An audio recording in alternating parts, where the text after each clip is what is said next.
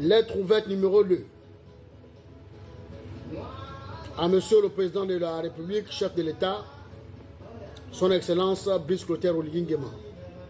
Excellence, Monsieur le Président, dans un moment aussi crucial pour l'avenir de notre pays, où la transition politique redéfinit les contours de notre nation, il est impératif de réfléchir profondément aux décisions qui sont prises aujourd'hui et aux personnes qui vous entourent. Cette lettre, bien plus qu'une simple analyse, est une véritable interpellation à un changement de posture et à une prise de conscience urgente. Monsieur le Président, lors de votre accession au pouvoir, vous avez fait référence à Machiavel et à son œuvre Le Prince. Une lecture révélatrice de votre compréhension des dynamiques de pouvoir. Machiavel enseigne qu'un chef avisé doit faire preuve de vigilance extrême quant à son entourage. Si certaines alliances, notamment avec les anciens caciques du régime déchu, peuvent paraître judicieuses à court terme pour stabiliser la nation, il faut cependant être conscient que ces alliances sont souvent à double tranchant. Ceux qui aujourd'hui se montrent dithyrambiques à votre égard, prêts à défendre chaque action de la transition et à promouvoir le oui au référendum, ne sont pas toujours des soutiens fiables. Ces mêmes figures ont montré à maintes reprises leur capacité à trahir et à lâcher leurs alliés dès que l'opportunité s'y prête. Nous avons tous été témoins de la manière dont ils ont su s'adapter et trahir sans scrupule l'ancien régime, celui de la famille Bongo. Ils étaient les premiers à défendre l'indéfendable, puis à la première difficulté, ils ont pris leur distance. Machiavel aurait sans doute mis en garde contre cette loyauté de façade qui cache souvent des complots et des ambitions personnelles. Un autre ouvrage, cette fois de Karl Marx, dans le manifeste du Parti communiste, éclaire une réalité souvent oubliée dans les cercles de pouvoir. La lutte des classes. Karl Marx explique comment les élites économiques et politiques forment une classe dominante qui, sous couvert de servir l'intérêt général, ne fait que défendre ses propres privilèges. Ceux qui vous entourent aujourd'hui, les kunabélistes, qui se montrent les plus zélés à faire voter le oui au référendum, sont souvent les mêmes qui profitent du système oligarchique qui a plongé notre pays dans une crise durable. Ils se positionnent comme vos soutiens inconditionnels, mais ils servent avant tout leurs propres intérêts. Leur stratégie est claire, profiter de la transition pour renforcer leur pouvoir et leur richesse personnelle. Vous devez faire preuve de prudence face à ces personnages qui, bien qu'ils semblent plaider en votre faveur, ne manqueront pas de vous trahir dès que le vent tournera, comme ils l'ont fait avec l'ancien régime Bongo PDG satanique. Karl Marx, en analysant les luttes de pouvoir, vous aurait recommandé de porter votre attention sur les véritables aspirations du peuple et de ne pas vous laisser tromper par les intérêts des élites qui, tout en se présentant comme des soutiens loyaux, œuvrent contre l'intérêt général. Monsieur le Président, dans l'ouvrage intitulé « De la guerre », Karl von Clausewitz souligne l'importance de la mobilisation populaire dans tout processus de transition. La stabilité d'un État repose sur une relation authentique avec son peuple et non sur la seule force militaire.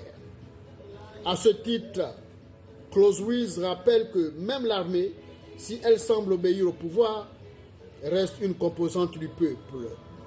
Si le peuple, et surtout la majorité silencieuse, qui généralement semble apathique, souffre et n'est pas écouté, il pourrait se retourner contre vous.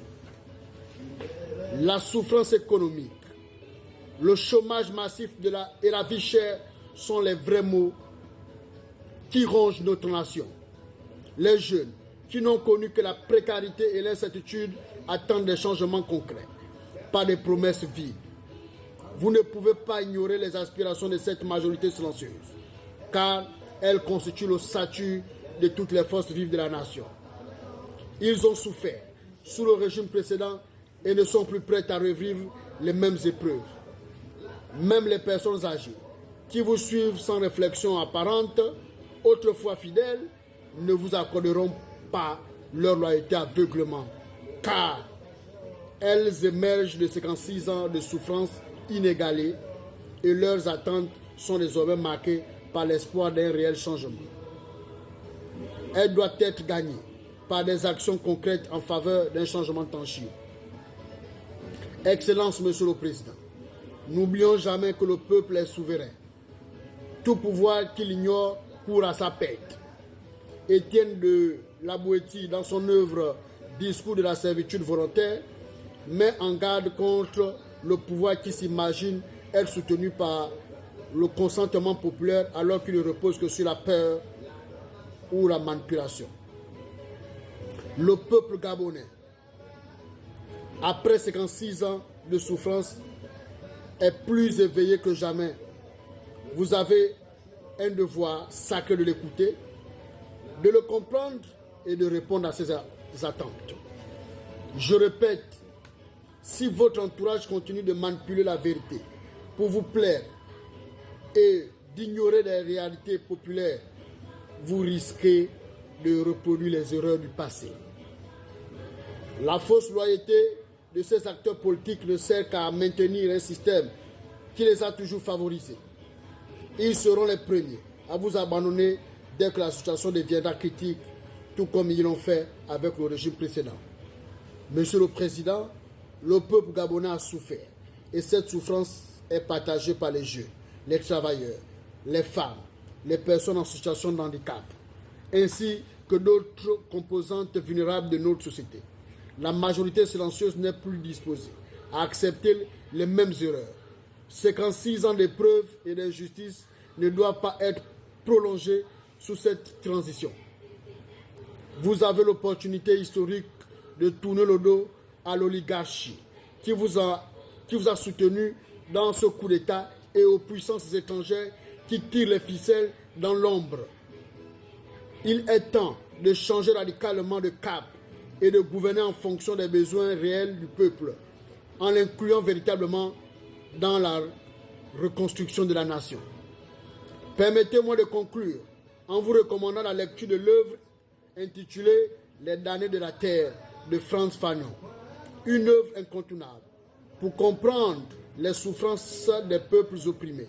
Fanon met en garde contre les élites qui, sous prétexte de libérer le peuple, finissent par se comporter comme leurs anciens oppresseurs.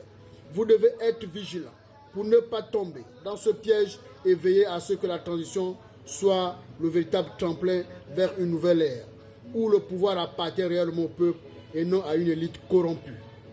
Monsieur le Président, l'histoire vous observe. Votre choix est crucial. Écoutez le peuple ou reproduire les erreurs de vos prédécesseurs. L'avenir du Gabon dépend de ce choix.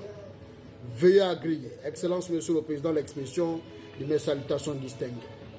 Les citoyens attentifs et engagés, honneur à la partie, je vous remercie.